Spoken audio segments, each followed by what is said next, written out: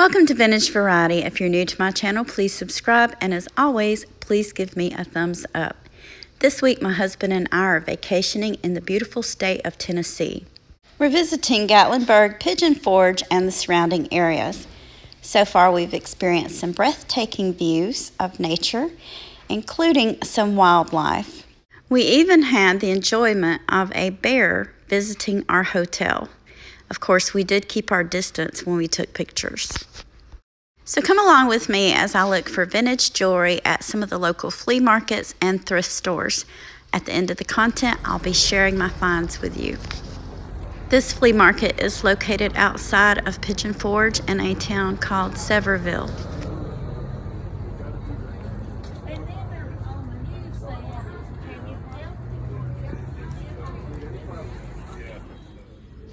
This flea market has booths inside and outdoors, and I am now looking inside of one of the indoor booths.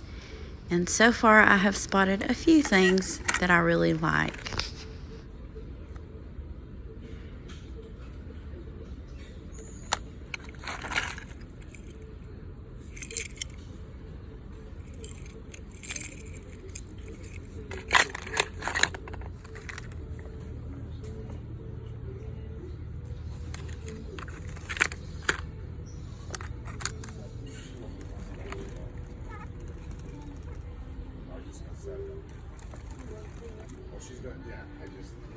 I'm still looking, darling. I was just giving it to you.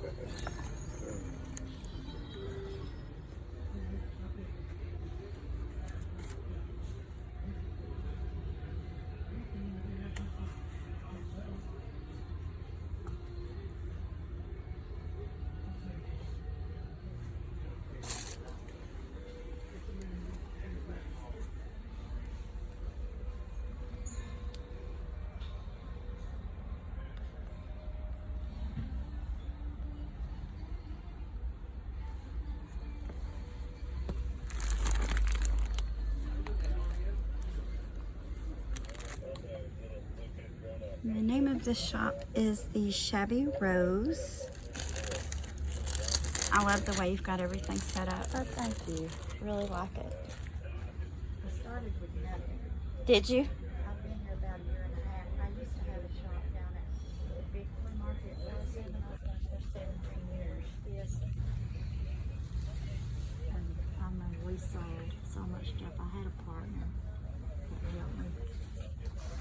The one that We've left the flea market and we're visiting a nearby thrift store. So far, the pieces I've looked at in this thrift store are really overpriced. If you're a collector, it might be okay if you wanted to spend the amount that they're asking, but some of the pieces really aren't worth the prices that they're asking. Did find this one necklace, and I'm going to look around a little bit more. See, they have some bracelets in here. Okay, so I do see something. Let me go back. That bracelet right there, and it's got a pretty decent price on it. So I think I'll ask to see that one. Items are from the first flea market booth that I went into in Sevierville. And this was on the inside of the market. I did pick up these earrings. These are screwback earrings. And they're in relatively good condition. I think it may be missing a stone right there. And I also picked up this grab bag. It was in a basket and it was listed as parts for crafts. And I'm not going to go through all of the contents because for the most part it is exactly what it says. It's parts for crafts. This is a pair of earrings, and you can see that a lot of the little stones that were in them are broken off. This could be repaired. The stones could easily be replaced. I'm not sure if that's the accurate brand for these. And the rest of the pieces in here are just exactly what it says. This is a broken pin or brooch. This is an earring. But it did have a few pieces. There was this earring, and unfortunately, there's not a mate to it. It's a single earring, but this is from West Germany. You can see that it's marked right there, hopefully. Made in Western Germany. And it's plastic, but it has that Aurora Borealis coating to it. Reminds me of old carnival glass. And a lot of times when you run across single earrings like this, they can be repurposed. There's no sense in saving them unless you think you'll run across a mate to it, but these can be turned into necklace pendants and things like that. Something that's pretty simple to do.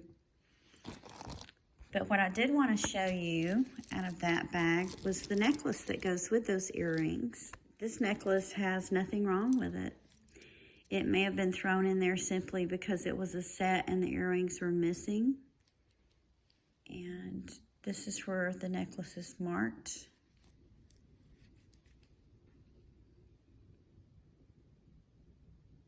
I'll put this on the form and let you guys see it.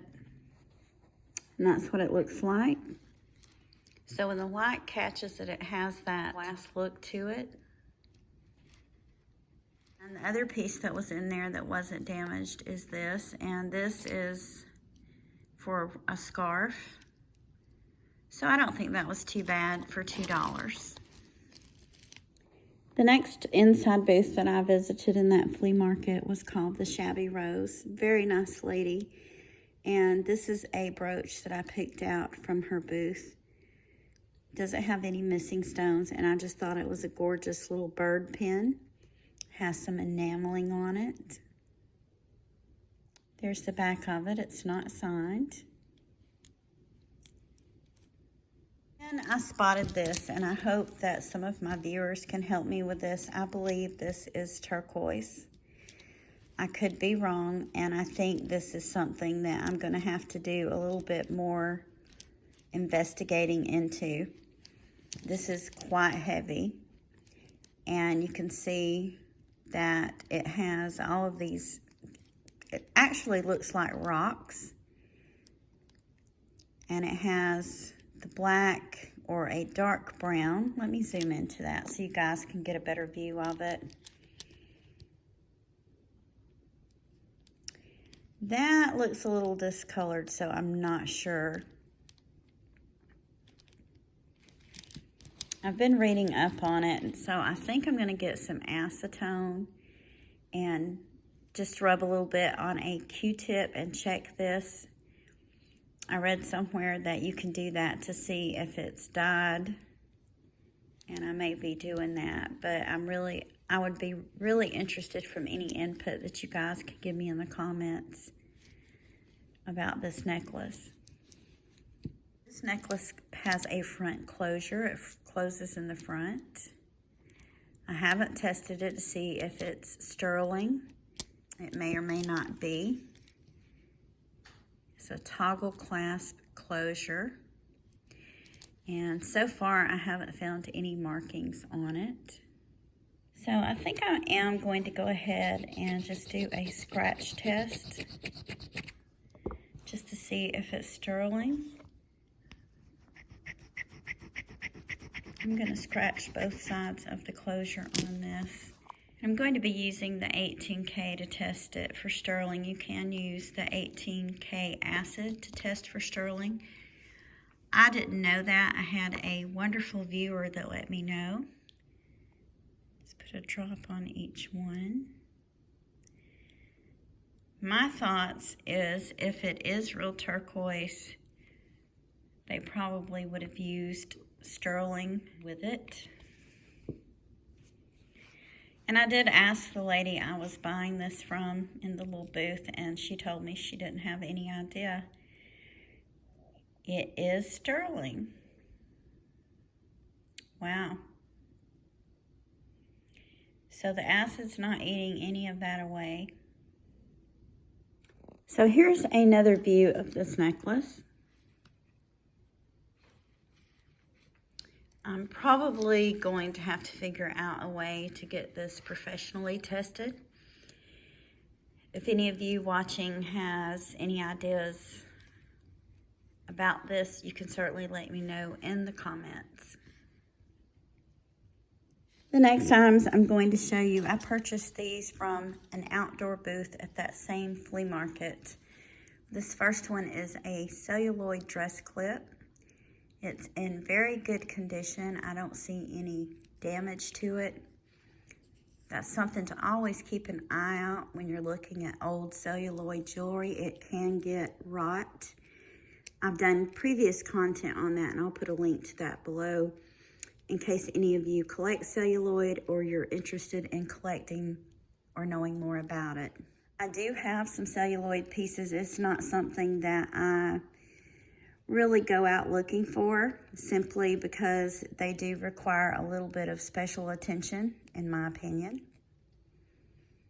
Another item that I found was this stick pin. It has an intaglio, and I thought this was rather pretty too.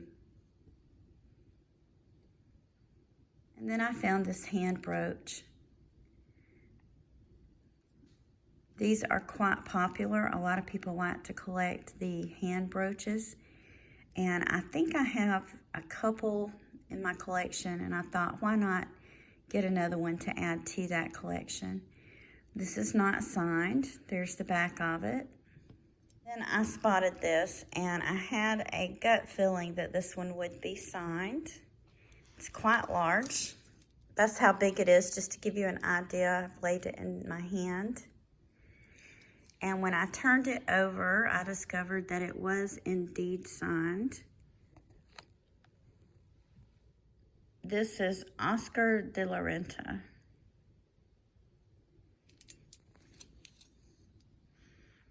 It's very pretty. And then I spotted this, and I automatically knew what this brooch was because I own one. I have a brooch just like this, identical to it in my collection. The only difference with mine is that it is missing some of the pearls. This is a Crown Trafari, and it is also an Alfred Felipe brooch. And there you can see the Crown Trafari mark on it. I was very happy to find one that was in excellent condition like this. The only thing that I noticed is it's missing one little rhinestone right here, but it's not missing any pearls, whereas mine is. And I can always replace that one little rhinestone, I believe, perhaps even from my other brooch. After we left the flea market, we visited a nearby thrift store, and I mentioned earlier in content that they were a little pricey on their items, especially the items that they believe to be vintage. I did pick up this one for $7.99, and the reason I paid that much for it was I really liked it. There's no discoloration. It's quite heavy. Didn't see a signature mark, but I'm going to double check. I kind of expected to see one because it's so well made, and I'm going to show you guys what that looks like on the form. So it's a very nice piece of costume jewelry, and it is vintage. And I just like the looks of that. I purchased this one. This is a lucite. It's a fashion piece. I don't believe it's all that vintage, but I like the way it has that faux tortoiseshell look to it. It's a very nice statement piece. And there's the clasp on this one. It has a lobster claw clasp. It is adjustable. And this one was $10. I usually wouldn't have paid that much for a piece of jewelry at a thrift store, but I was on vacation. I decided to splurge a little bit because I really did like this piece. And then this is the bracelet that I spotted. They had $5.99 on it. And this is a goldette, guys. This is a goldette slide bracelet. I'll have to do a little bit of research, but I'm going to guess it's from maybe the 40s or the 50s. It has some really gorgeous charms on it.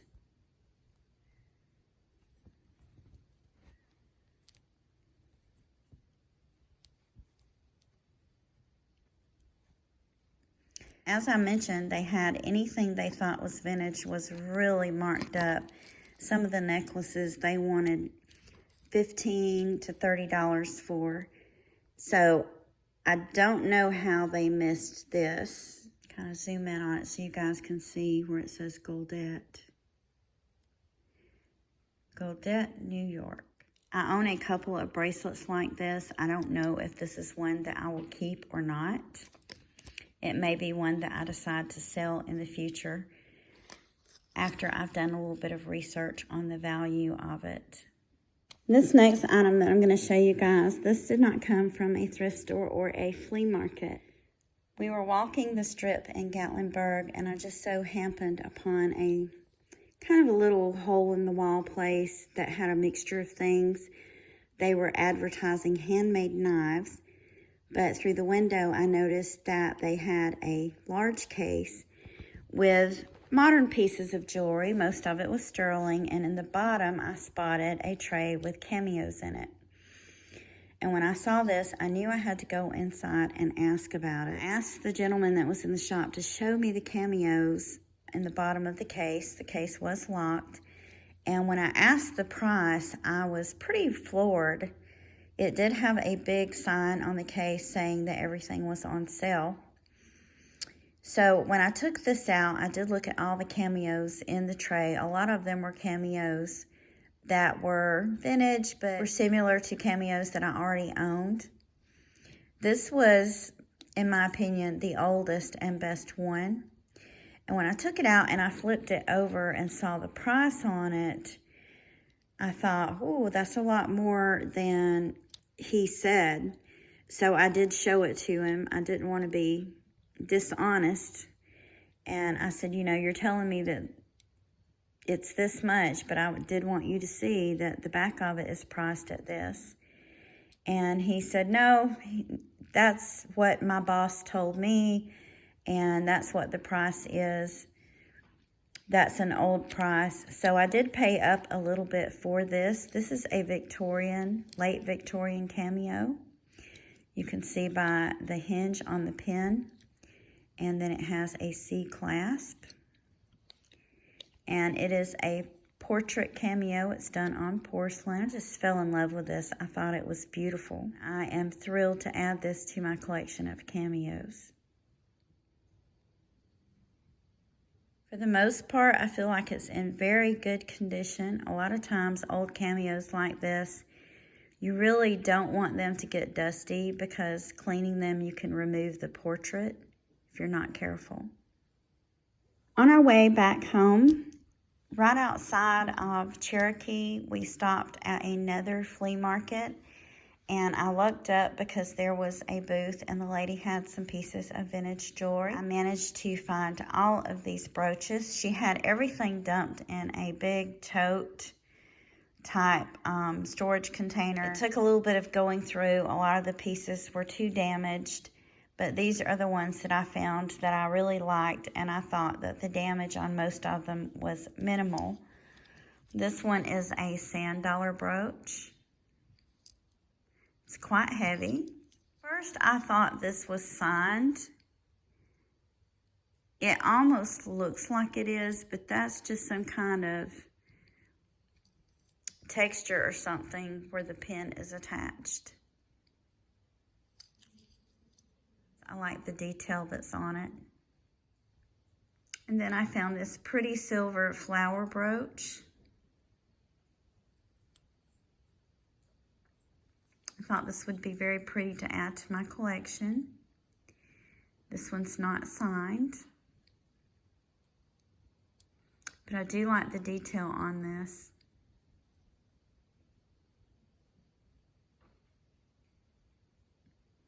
It looks like these little centerpieces may be bent just a little, but I think that those could very carefully be straightened out. Here's another one I thought was really cute. I didn't notice, but it is missing a little rhinestone there. But I believe I could fix that pretty easily. And there's the back of that piece. It's not signed. This one has a faux pearl in the center.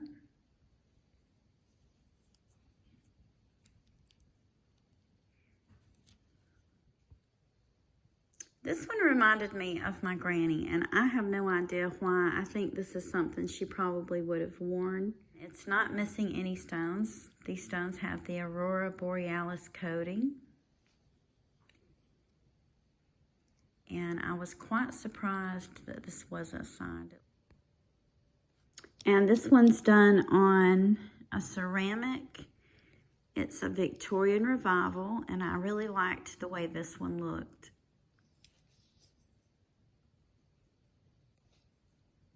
It's a very nice size. This next piece looks as though it's signed. Flip it over so you guys can see. It looks like it has some kind of stamping here and here. And I've even looked at that under the loop, and I really can't tell what that is. Either way, I feel like it's a very pretty little brooch. This one is signed. This piece is signed BSK.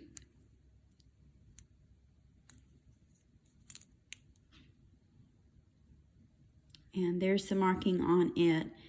I own a couple of pieces of BSK jewelry. They were in business from 1948 until the 1980s. BSK is the name that the company went by. Those are the first initials of the three owners, Benny Steinberg, Slovit, and Kaslow. Most of their pieces are pretty good quality. They're not as collectible as some other pieces. They also made the My Fair Lady brand pieces, and I also own a piece of My Fair Lady. I think these pieces are often overlooked and undervalued because they are very well-made pieces of jewelry. And this last piece that I found at this one little flea market is a Hobey. I do believe that that is either a dead or a missing stone. That's a missing stone. Can probably replace that. Really like the texture on this. I have a brooch that looks quite similar to this, and that's why this one caught my eye. However, I don't believe the one I own is a gold tone. I believe it's a silver tone, and I don't think it's signed. I don't think this is a brooch at all. I think this is a pendant. And there's the signature on it, Hobey. It almost looks as though it may have had a pin on it at one time and it broke off. So if any of you guys have any ideas about that, you can let me know in the comments. So that concludes my vacation thrift haul. I feel like I had a lot of luck and I found some really great pieces of jewelry. I hope you enjoyed this content. If you haven't already, please like, subscribe, and give me a thumbs up. I want to thank you for taking time out of your day to share these items with me. Thank you again for watching, and I hope you all have a wonderful day.